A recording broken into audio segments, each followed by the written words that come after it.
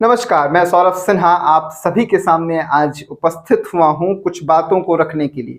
दरअसल हम आए दिन सोशल मीडिया पर और कहीं ना कहीं किसी दोस्त के व्हाट्सएप पर, कहीं ना कहीं किसी जान पहचान वाले के फेसबुक पर एक बहुत ही प्रचलित लिखा हुआ टेक्स्ट देखते हैं, जो ये है कि आजकल की मीडिया गोदी मीडिया है। दूसरा जो बात लिखा हुआ होता है कि पत्रकारिता अब दलालों की काम है। पत्रकार जो हैं वो दलाल हैं, जो एक जगह से पैसे लेते हैं और जो दूसरे के पक्ष में लिखते हैं, अच्छा लिखते हैं, बुरा लिखते हैं, जो भी, उन्हें दो ही खंड में रखा जाता है। एक तो उन्हें दलाल कहा जाता है और दूसरा गोदी मीडिया। दलाल और गोदी मीडिया का चलन वास्तव में ये वो लोग करते हैं जो ये भी नहीं कह सकते हैं कि वो देश के अच्छे नागरिक हैं। जो इंसान चालान से बचने के लिए, जो इंसान 100 रुपए का चालान से बचने के लिए, 500 रुपए के फाइन से बचने के लिए छुप करके जाता हो, जो पुलिस वाले के सामने हेलमेट पहन के ना जाता हो, जो हेलमेट बिना पहने जाता हो, जिसके पास ड्राइवरी लाइसेंस ना हो, जिसके गाड़ी के पेपर्स ओके ना हो, वो व्यक्ति कहता है कि पत्रकार दलाल है।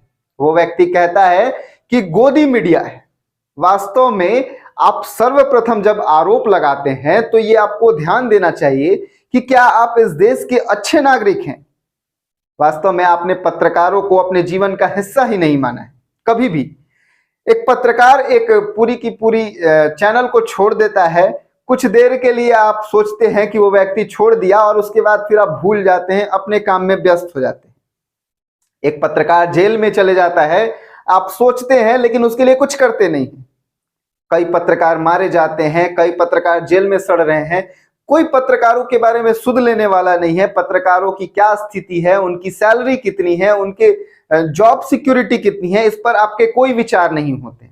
बस आपके दो आरोप लगते हैं कि या तो आप गोदी मीडिया हैं या आप दलाली मीडिया हैं। दलाल मीडिया कहने वाले दरअसल उन लोगों को ये बात पता होना चाहिए कि वास्तव में उनकी ये टिप्पणियां ये उनके असभ्यता को दर्शाती है कि वो असभ्य हैं। और उनकी असभ्यता को परिचित करने के लिए वो अपने तर्क को अपनी बातों को सिद्ध करने के लिए एक और तर्क देते हैं कि लोकतंत्र का चौथा स्तंभ है पत्रकारिता।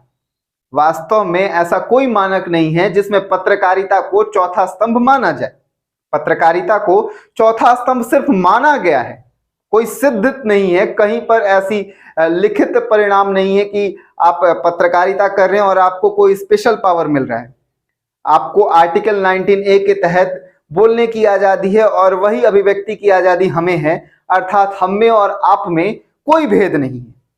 हम पत्रकार, आप जनमानस एक जैसे हैं, बस अपने काम को करने का सही तरीका हम जानते हैं, हम उन काम को प्रस्तुत करने का तरीका जानते हैं और हम समाज के लिए निरंतर कार्यशील रहते हैं। आपको पता होना चाहिए कि लोकतंत्र के सिर्फ 3 स्तंभ हैं। पहली विधायिका, दूसरी कार्यपालिका और तीसरी न्यायपालिका। विधायिका जो नियमों को बनाती है, कार्यपालिका जो नियमों का पालन करवाती है और न्यायपालिका किसी भी तरीके का अन्याय हो रहा हो तो न्याय यथोचित सुनिश्चित करती है।